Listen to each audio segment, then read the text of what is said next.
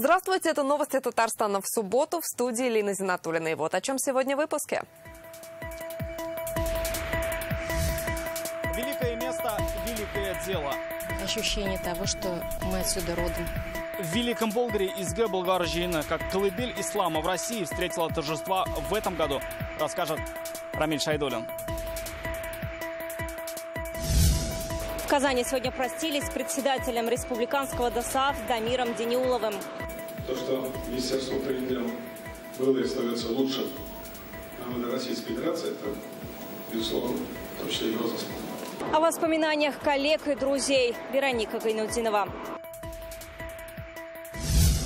Что делать с электросамокатами? У нас и 13 зон запрета движения, причем в них попали такие, как парк Кырлай, например, Экстрим парк Уран. Конкретные предложения и уже принятые меры услышал Салават Мухаммадуллян. Лучшие защитники природы нашей республики. То, что в батарейках содержится опасная кислота, и она может загрязнить землю с водой. Почему школьники килограммами собирают батарейки, а семьи высаживают гектары лесов? С экоактивистами пообщалась Наталья Мезина. Все дороги вели в Болгар. Сегодня тысячи верующих со всей страны собрались в Древнем Болгаре. После перерыва в 2 года здесь прошел ИСГ Болгар-Жиыны – собрание на Святой Земле. Так мусульмане не только Татарстана, но и регионов России приезжают в честь дня принятия ислама в Волжской Булгарии еще в 922 году. Это не только место встречи, это земля, где пересекаются прошлое и настоящее. Встречаются поколения, говорят об истории народа и его духовном возрождении. Сегодня на праздник приехал вице-премьер России Марат Хуснуллин, президент Рустам Минниханов и государственный советник Минтимер Шаймиев. Какой он, Болгар-Жиыны, и с какими мыслями сюда приезжают и уезжают? Репортаж Рамиль Шайдуллина. Каждый год Роза Аглямова везет семью в Древний Болгар. Для них это традиция посетить российскую колыбель ислама. С каждым разом, когда сюда приезжаешь, то все равно уже что-то новое для себя узнаешь. Мне нравится здесь атмосфера. Ощущение того, что мы отсюда родом. Как возникло это место силы, а именно момент, когда здесь, в центре Волжской Булгарии, добровольно приняли ислам, театрализованно показывают гостям праздника. Это встреча болгарского хана Алмуша с делегацией багдадского халифа. На сцену выходит руководство и духовенство. Они говорят о важности события для всей страны. Хочу поблагодарить руководство республики за то, что из года в год организует это важное для нашей страны мероприятие, основу которого заложена уже более 1000 лет назад. Наши предки определили наше будущее, и этот вектор был правильный, и мы должны этот вектор дальше продолжать. Среди почетных гостей начальник департамента по взаимодействию с религиозными организациями управления президента страны Евгений Еремин приветствует верующих по всем канонам. Саламу алейкум. Хотел бы прежде всего поблагодарить Всевышнего, который позволил руководству Республики Татарстан вновь собрать нас всех здесь, в этом святом месте. Государственный советник республики Минтимер Шаймиев отмечает особую ценность этого места. Каждый год мы встречаемся на этой святой земле. За последние годы здесь выполнена большая работа по возрождению Древнего Болгара. Были восстановлены исторические памятники, возведены новые значимые строения. Нашему поколению посчастливилось отпраздновать 1000-столетие принятия ислама нашими предками. В новой истории ИСГ Болгар-Жиыны не проводился лишь однажды, в прошлом пандемийном году. Но и сейчас к безопасности особое внимание. Верующие только на свежем воздухе и на безопасном расстоянии. Их много, но и места тоже. Гостей сегодня сотни, если не тысячи. Чтобы оценить весь масштаб, достаточно посмотреть на людей, которые собрались у соборной мечети. Островок здесь. Интересно. Очень нравится. Много народу. Все радостные. Я думаю, что со всей России, не только со всей России, и со всего мира, можно сказать. Участники со всей России и даже стран. Некоторые начали съезжаться сюда заранее. Они живут в палаточных лагерях специально для гостей. Культурная программа. Так сегодня прошел конкурс чтецов Корана, лекции на исламские темы и экспресс-уроки намаза.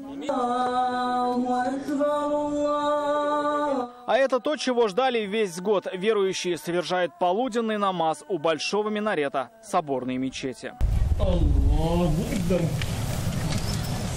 следующий раз на этом месте они соберутся ровно через год. Здесь, в Великом Болгаре, страна будет отмечать 1100-летие принятия ислама.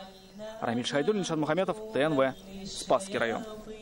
И сегодня в Болгарии прошло совещание оргкомитета по подготовке празднования 1100-летия принятия ислама. Его провел вице-премьер Марат Хуснуллин. Он возглавляет федеральный оргкомитет. Председатель республиканского Рустам Минниханов. Масштабный дорожный ремонт, начало строительства соборной мечети и возрождение сельских мусульманских храмов в стране. Как еще Россия будет отмечать этот юбилей, расскажет Салават Мухаммадуллин. Лично приветствуя каждого участника, Марат Хуснуллин и Рустам Минниханов начинают встречу. Главная и единственная тема – подготовка к 1100-летию принятия ислама в Волжской Болгарии. Большое событие должно ознаменовать и начало другого большого проекта. Предложение звучит из уст вице-премьера. Арзук Валерьевич, мы обсуждали вопрос по строительству соборной мечети в Казани. Значит, нам надо принять решение, когда, где. И мне кажется, было бы правильно заложить камень к началу, к нашему юбилею. Мечеть будет вмещать около 10 тысяч верующих. Сейчас выбирают площадку. Закладка камня станет одним из главных событий празднования юбилея, и отмечать его будут по всей стране. Соответствующий указ ранее подписан Владимиром Путиным. Это не праздник Татарстана, это российский большой праздник. Значит, когда предки в Булгарах 1100 лет назад приняли ислам.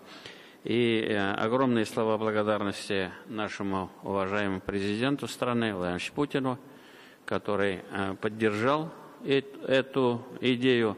Именно по поручению Владимира Путина был создан Федеральный оргкомитет. Сегодня на совещании звучат конкретные предложения, что нужно сделать, чтобы достойно отметить событие. Уже подготовлен проект плана. План проекта тематик бүліклерден тұрады. Проект плана состоит из нескольких тематических разделов. Это объекты инфраструктуры, символика, топонимика, вопросы геральдики, сувенирная продукция, печатные материалы, видеопроизводство, конференции, выставки, конкурсы и многое другое. К 1100-летию принятия ислама обновится и Болгар. За последние 10 лет усилиями Фонда Возрождения здесь появилась Белая мечеть, построена Исламская академия, восстановлена инфраструктура. Только в 2019 году Болгар посетили 500 000 туристов, и теперь их будет еще больше. К юбилею отремонтируют дороги, ведущие сюда из Самары и Ульяновска. Проекты готовы. Работы обойдутся в 1 600 000 000 рублей. Кроме вот этого обхода, проектно-сметная документация имеется в полном объеме. Давайте обход пока во вторую очередь отнесем. А то, что есть, давайте начинайте строить, деньги найдем. В планах отметить юбилей и на мировой арене. Большую роль здесь сыграет группа стратегического видения «Россия. Исламский мир». Предложение есть и у Министерства иностранных дел. Так, в мае 2022 года в Санкт-Петербурге пройдет Всемирная конференция по межрелигиозному и межкультурному диалогу. И здесь отдельное внимание уделят 1100-летию принятия ислама в Волжской Болгарии. Думаю, оно будет крайне интересно всем лидерам, мировым лидерам, не только тех стран, в которых ислам как государственная или самая такая массовая религия. А в Болгарии МИД предлагает провести обязательно мероприятие вот в рамках «Россия. Исламский мир» группы стратегического видения. Митибир Шаймиев в своем выступлении отмечает, это будет праздник мирового масштаба. И символично, что он пройдет на одном из охраняемых ЮНЕСКО объекте. Именно государственный советник взялся за возрождение исторического наследия. Вот такие мероприятия предстоят. Это радость. Радость мечты, я бы сказал, вот так.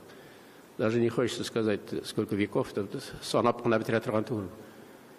Так что я думаю, что у нас все получится и в добрый путь. В стране есть объекты, которые только ждут реконструкции и возрождения. Одно из актуальных предложений от участников встречи в преддверии юбилея обратить внимание на разрушенные исторические мечети в селах страны. Их жителям помогут в восстановлении мусульманских храмов. Я попрошу все объекты, которые находятся в стройке и в реконструкции, тоже я к хазратам обращаюсь, посмотрите. Значит, что нужно сделать, чтобы их до даты празднования закончить, либо начать новый объект. Своими предложениями по празднованию сегодня поделились и духовные лидеры регионов страны. Итоги совещания подвел глава оргкомитета Марат Хуснуллин. Я еще работаю министром строительства в Татарстане. Помню, как здесь все начиналось, когда ничего не было. Вот я это хорошо помню. Сегодня Митя Шарипович показал фотографию, как мы тут 10-11 лет назад вот приехали. Да, как раз в эти дни. Ровно вот в эти дни мы здесь были и начинали эти решения. И сегодня, конечно, это действительно уже памятник мирового уровня. Все прозвучавшие сегодня предложения тщательно рассмотрят. План празднования будет готов уже через месяц. Тогда и пройдет заседание оргкомитета. Салават Мухаммадули, Ильшат Мухаметов, Алмаз Ядинов, ТНВ, Болгар. Сотни участников религиозного праздника Изге Болгаржиена сегодня стали свидетелями зрелищных поединков всероссийских соревнований по борьбе на поясах Кэрэш. В финале встретились Фирдус Зайнуллин и Радик Салахов. За их схваткой наблюдали Марат Хуснуллин, Рустам Минниханов и Ментимер Шаймиев. Победителем стал Фирдус Зайнуллин. В подарок он получил ключи от нового автомобиля из рук вице-премьера и президента республики.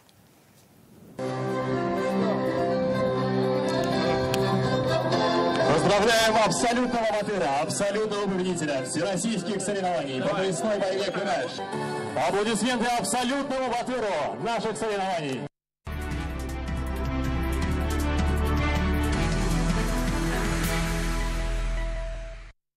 Состояние двух пострадавших при стрельбе в Казани детей московские врачи до сих пор оценивают как тяжелое. Об этом сегодня заявил министр здравоохранения России Михаил Мурашко. Он отметил, что дети находятся на контроле в палатах реанимации. У одного из них ранение брюшной полости, у другого – нижних конечностей. Их состояние тяжелое, но динамика лечения позитивная. За последние сутки в Татарстане выявлено 30 случаев ковид. Эпидситуация в республике не меняется последние 2 месяца, и это не может не беспокоить. Об этом сегодня сообщила глава управления Роспотребнадзора Марина Потяшина. По ее словам, число заболевших не снижается из-за большого количества непривитых. На сегодня вакцинировались 385 тысяч татарстанцев. Это 12% от взрослого населения. Марина Потяшина добавила, с такими темпами к осени республика вновь столкнется с сезонным ростом коронавируса. Сейчас самое благоприятное время для вакцинации в силу отсутствия сезонных простудных заболеваний. Кроме того, выработка антител занимает достаточно продолжительное время, не менее 1,5 месяцев. Поэтому, сделав прививку сейчас, вы к началу осени будете иметь полноценную защиту от ковида. Сколько побочных эффектов имеют даже те, которые переболели бессимптомно, не говоря о тех, которые серьезно ощутили на себя эту болезнь. Не знаю, вот какие слова, как объяснить людям. Сегодня прошла ровно неделя со дня, как Рустам Минниханов поручил мэрам Челнов, Альметьевска и руководству Казани принять решение по повышению безопасности при движении электросамокатов. Они стали бичом городов страны. В Санкт-Петербурге начали проверять офисы крупных сервисов по аренде самокатов. Что предлагают в городах республики, а кто еще в раздумьях, узнаем из репортажа.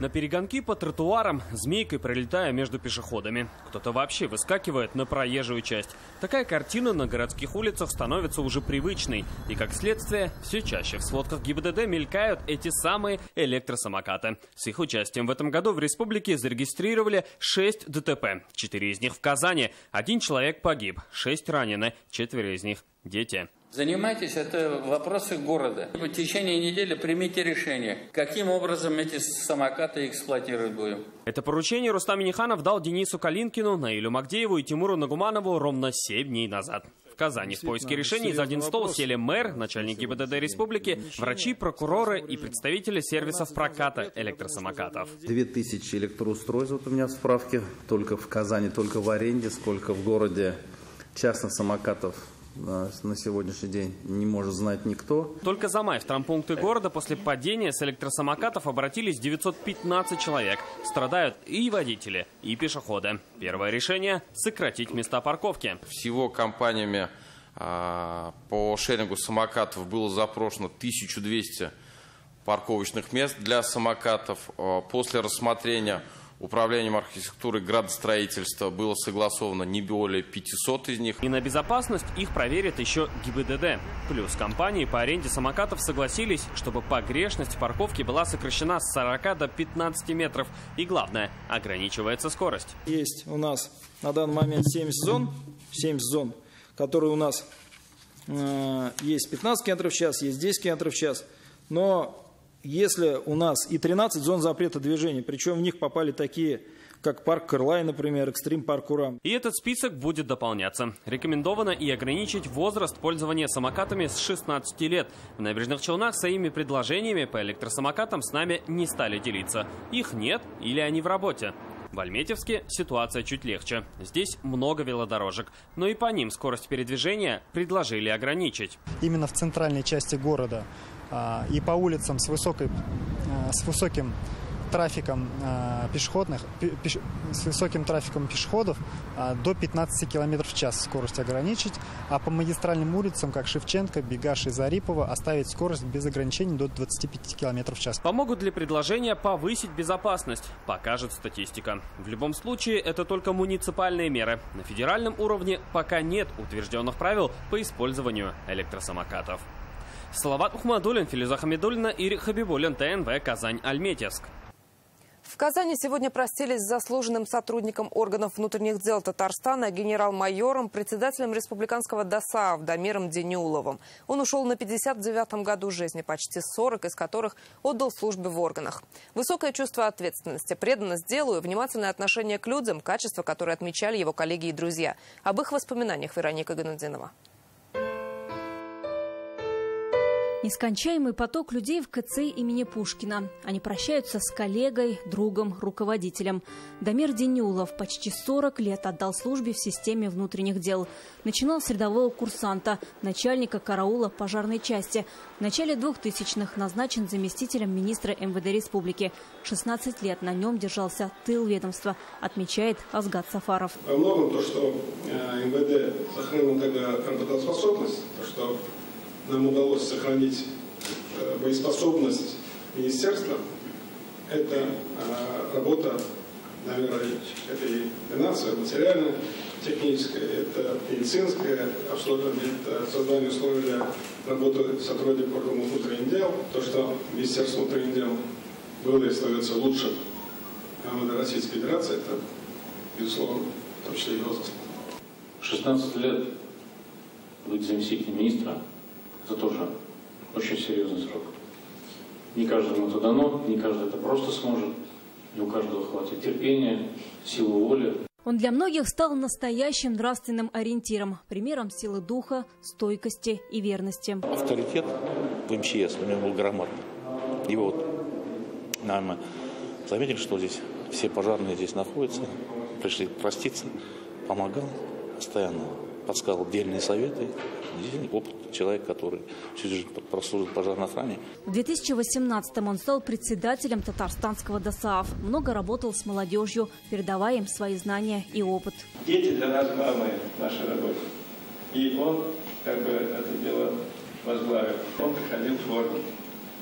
Наверное, дети гордились. Они гордились своим командиром.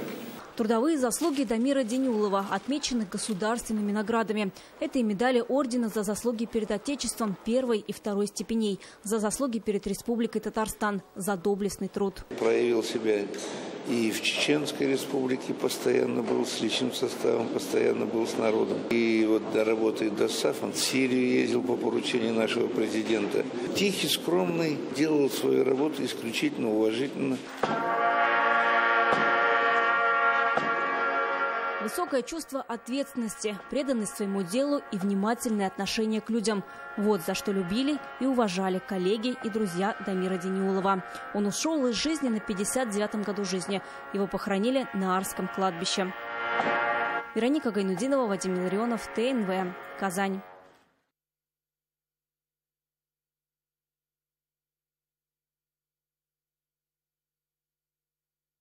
Сегодня в России отмечают День эколога. В Татарстане по этому случаю объявили победителей республиканской акции «Эко-весна». Они получают путевку в Крым, телескоп и денежные сертификаты. В этом году участниками акции стали почти 800 тысяч татарстанцев. Это практически каждый 4-й житель республики. Они очищали города и села от мусора, сажали леса, разрабатывали инновационные экопроекты. Почему любить природу становится трендом? Историю услышала Наталья Мезина.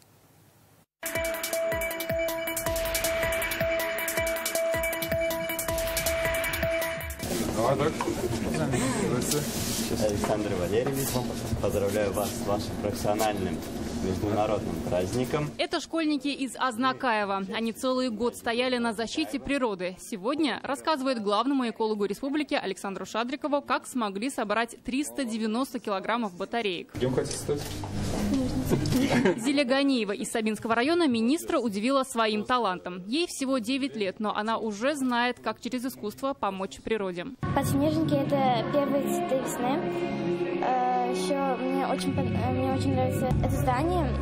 Первое место Ганиевой Зиля. Уже на сцене Зилю награждают дипломом победителя. Сегодня в зале Национальной библиотеки 45 лучших экоактивистов со всей республики.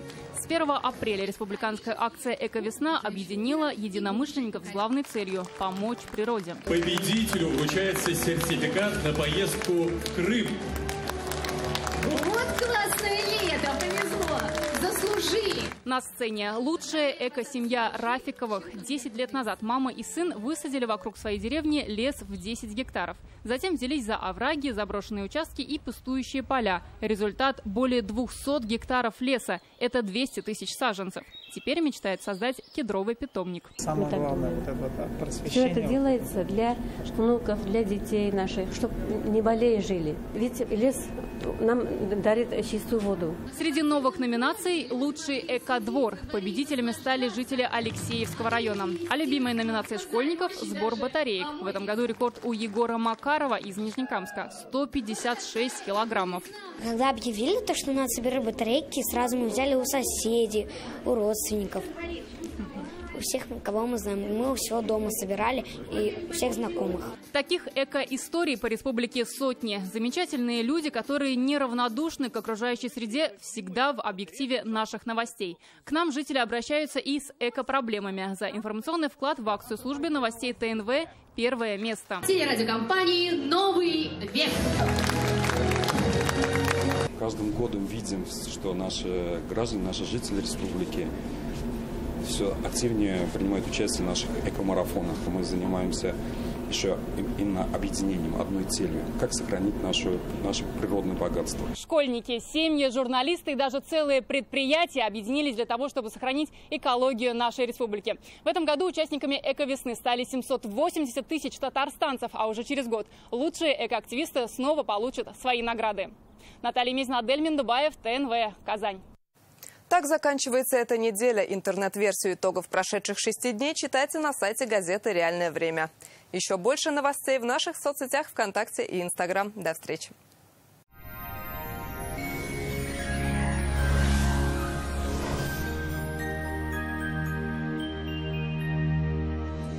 В студии София Егорова. Здравствуйте. О погоде поговорим после полезной информации.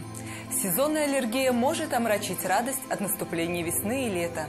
Благир-3 – европейский препарат от аллергии. Таблетка Благир моментально растворяется во рту и помогает устранить основные симптомы аллергии. Заложенность носа и слезоточение, зуд и отек. Действует в течение суток.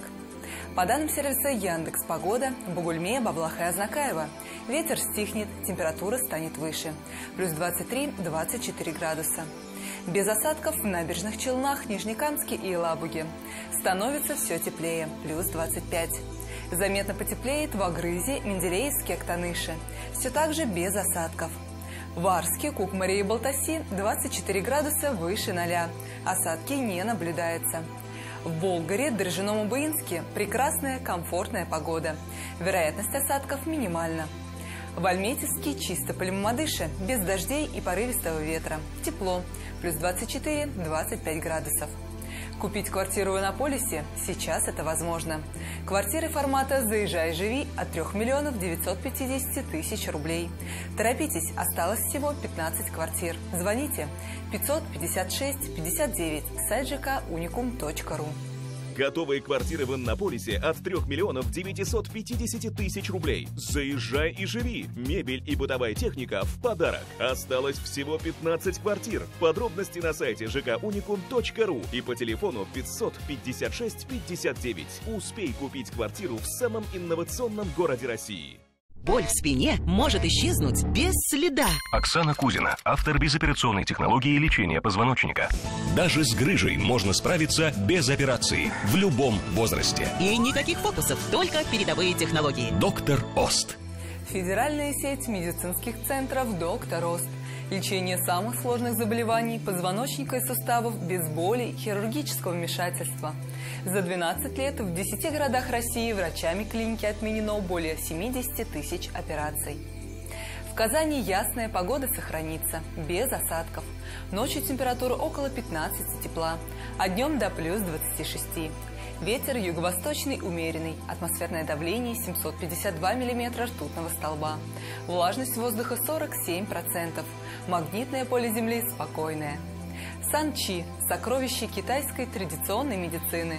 Дает энергию, укрепляет иммунитет, повышает качество сна, улучшает самочувствие, способствует снятию усталости. Сан-Чи – источник здоровья и долголетия. Спрашивайте в аптеках Farmland. На этом наш выпуск завершен. До свидания.